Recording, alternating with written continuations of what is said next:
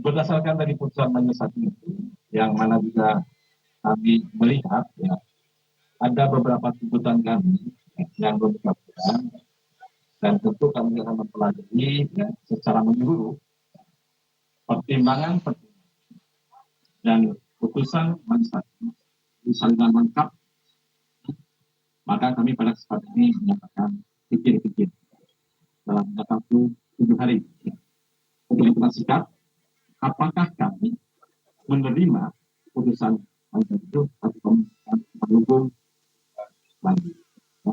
Ya. Terkait hukuman kebiri kimia seperti apa, Pak? Ya, sekali lagi saya katakan, sedangkan sebelumnya ini kan tuntutan pidana kami. Tentu kami mengajukan tuntutan pidana yang memungkinkan untuk tercapainya di samping tadi hakim juga setara kami bagaimana memberikan efek jerah dan contoh bagi pihak lain akan perbuatan ini, tentu kami akan menerapkan ketentuan maksimal dan standar. Karena saya katakan di persidangan terdahulu tidak ada satupun yang meringankan.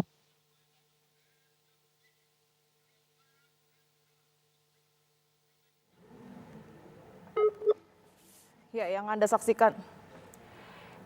saksikan ini pemirsa adalah tanggapan dari Kepala Kejaksaan Tinggi Jawa Barat yang juga sekaligus jaksa penuntut umum begitu Asep N. Mulyana, yang mengatakan bahwa pihaknya tetap akan memberikan waktu selama 7 hari bagi terdakwa.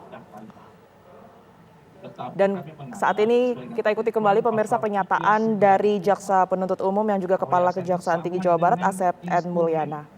Untuk melakukan suatu kejahatan atau dalam istilah hukumnya sebutkan instrumentalia delicta yang menjadi alat sarana buat kejahatan. Maka kami dalam tuntutan sebelumnya mengajukan pada hakim untuk pertama mengungkapkan merampas ya, dan kemudian melarang penjelasan pun untuk dapat negara itu nanti kita berat dipergunakan untuk kepentingan anak-anak korban. Ya. Satunya. Dan tadi kalau hakim melihat, saya membaca tadi bahwa hakim menganggap bahwa dengan mengacu pada ketentuan dalam KUHP maupun KUHP, ya, beliau tadi juga tentang yayasan agar meminta gugatan pembubaran yayasan menggunakan mekanisme jaksa penasihat negara. Nah itu kami pertimbangkan apakah menggunakan mekanisme itu gugatan keperdataan banyak semacamnya satu untuk pembubaran yayasannya.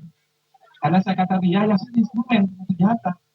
Tidak mungkin anak-anak juga takut ke sana kalau tidak ada yayasan, tidak ada pondok pesantren. Bagaimana tertarik ke sana? Ya. Sama halnya kayak motor tadi. Motor kan tidak masuk jalan karena motor sebagai alat atau instrumen untuk kejahatan. Ya. Itu mungkin ada beberapa hal yang memang dipelajari dipikirkan kembali, kami cermati untuk mendukung pertama sikap kami, apakah kami akan menerima putusan hakim atau kemudian dilakukan hukum, dan yang kedua kami akan juga memikirkan apakah akan menggunakan instrumen yang lain, baik dalam perdata dan sebagainya atau hal lain. Tapi teman-teman sekalian saya katakan di awal pada seperti membacakan tuntutan ini merupakan penjelmaan daripada asas peradilan cepat, sederhana dan ringan. Sehingga kami menggabungkan tuntutan pidana dengan kemudian tadi keperdataan beberapa perubahan. Terus manusia ya, cukup ya? Oke ya? Masih banyak ya? Oke, terima kasih ya. Baik. Pak, mau disampaikan?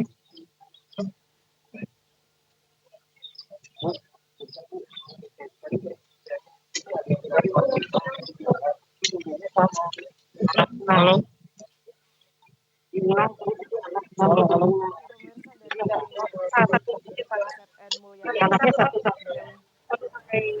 Ya pemirsa, Kepala Kejaksaan Tinggi Jawa Barat yang juga sebagai jaksa penuntut umum Asep N. Mulyana tadi juga sempat mengatakan bahwa pihaknya menilai sebenarnya tidak ada hal ataupun juga poin yang kemudian ini bisa meringankan hukuman dari terdakwa Heri Wirawan yang telah melakukan pemerkosaan terhadap 13 santriwati di Garut, Jawa Barat. Namun tadi sudah sama-sama kita saksikan pemirsa di sidang vonis yang kemudian tadi sudah digelar sejak pukul 10 waktu Indonesia Barat, bahwa Ketua Majelis Hakim Yohanes Purnomo Suryo Adi telah menjatuhkan hukuman seumur hidup, yang dimana hukuman seumur hidup ataupun juga vonis pidana seumur hidup ini dinilai lebih ringan dibandingkan dengan tuntutan jaksa penuntut umum yang sebelumnya ini sempat meminta majelis hakim untuk menjatuhkan hukuman mati dan juga kebiri kimia serta ganti rugi untuk para korban sebesar 330 juta rupiah. Dan tidak hanya itu, dari jaksa penuntut umum juga meminta pembubaran pesantren serta menyita aset yayasan milik Heri Wirawan. Dan dari pengadilan sendiri telah memberikan Heri Wirawan untuk waktu selama 7 hari untuk menentukan apakah dari pihak Heri Wirawan maupun juga kuasa hukumnya ini akan menerima putusan vonis ataupun juga mengajukan banding. Dan kami akan kembali pemirsa, Breaking News TV akan kembali ke hadapan Anda usai jeda berikut ini, tetaplah bersama kami.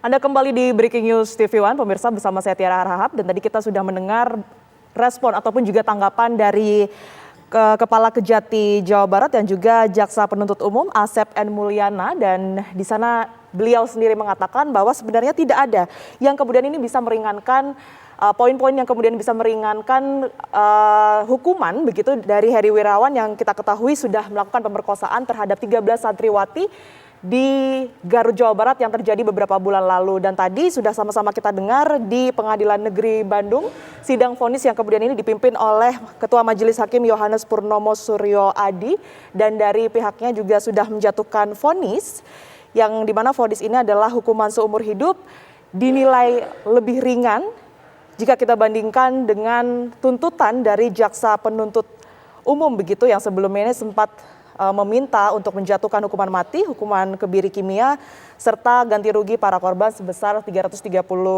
juta rupiah, dan juga menjatuhkan hukuman berupa pembubaran pesantren, serta menyita aset yayasan milik Heri Wirawan yang kemudian nantinya akan dilelang begitu. Hal ini juga divonis dijatuhkan atas beberapa pertimbangan tentunya, karena dinilai bahwa kejahatan yang dilakukan Heri Wirawan ini adalah kejahatan luar biasa dan juga berdampak trauma pada sejumlah korban, yang dimana dalam hal ini adalah 13 korban yang telah disetubuhi oleh terdakwa Heri Wirawan, di mana beberapa di antara ini sudah melahirkan anak dan juga hamil karena perbuatan yang kemudian dilakukan oleh Heri Wirawan.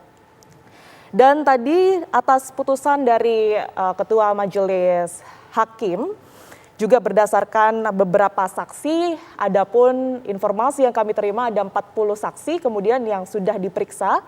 Dari 40 saksi ini adalah terdiri dari keluarga korban, saksi santri, dan juga dari para medis, pemirsa.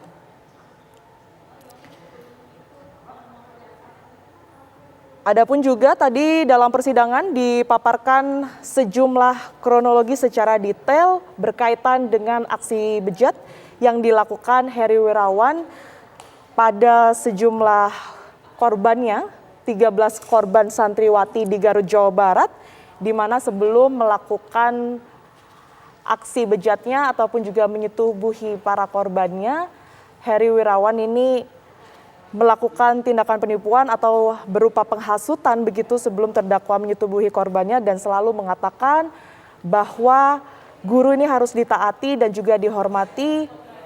Ke-13 korban tersebut kemudian disetubuhi di lokasi berbeda dalam waktu yang juga berbeda dalam kurun waktu dari tahun 2016 hingga tahun 2021, pemirsa. Ya, tadi kita sudah mendengar keterangan dari jaksa penuntut umum ataupun juga Kepala Kejati Jawa Barat, begitu apakah mungkin juga sudah didapatkan keterangan dari pihak kuasa hukum Heri Wirawan, seperti apa kondisi di sana? Kita akan langsung tanyakan kepada reporter TV One yang sudah berada di Pengadilan Negeri Bandung, Jawa Barat, pemirsa. Ada Asep Barbara di sana. Halo, selamat siang Asep. Ya, siang Mbak. Ya Asep, bagaimanakah kondisi terkini di Pengadilan Bandung pasca sidang vonis dari Heri Wirawan yang baru saja selesai? kondisi saat ini di Pengadilan Negeri Bandung, kondisinya masih ramai.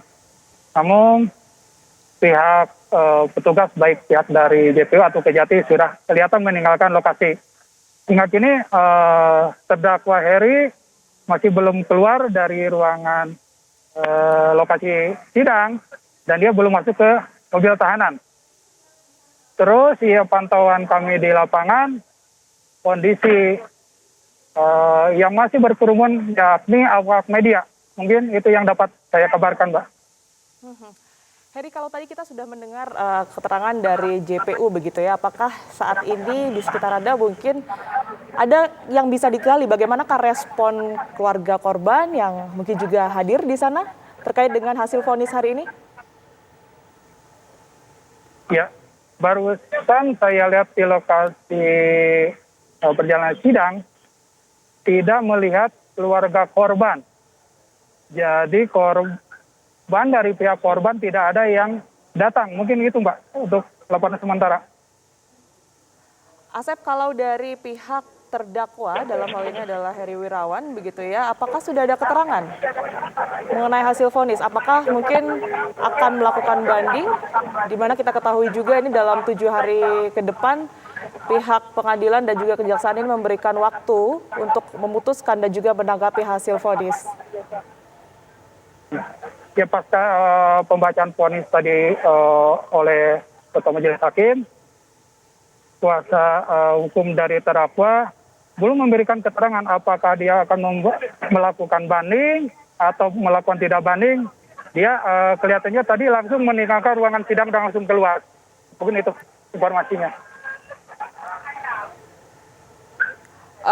Asep, ini tadi Anda mengatakan terdakwa sendiri masih belum meninggalkan. Ini proses apa yang kemudian informasinya masih terjadi di Pengadilan Negeri Bandung, Asep?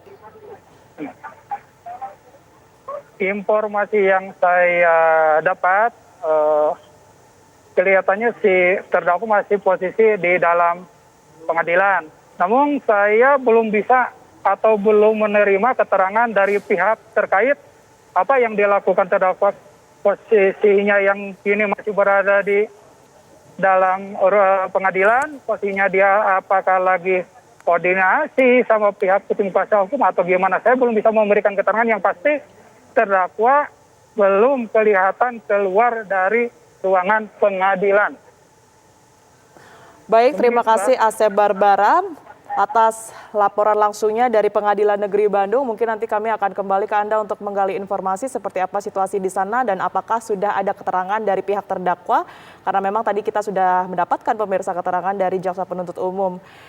Dan sementara itu kami jeda terlebih dahulu, pemirsa tetaplah bersama kami di Breaking News TV One.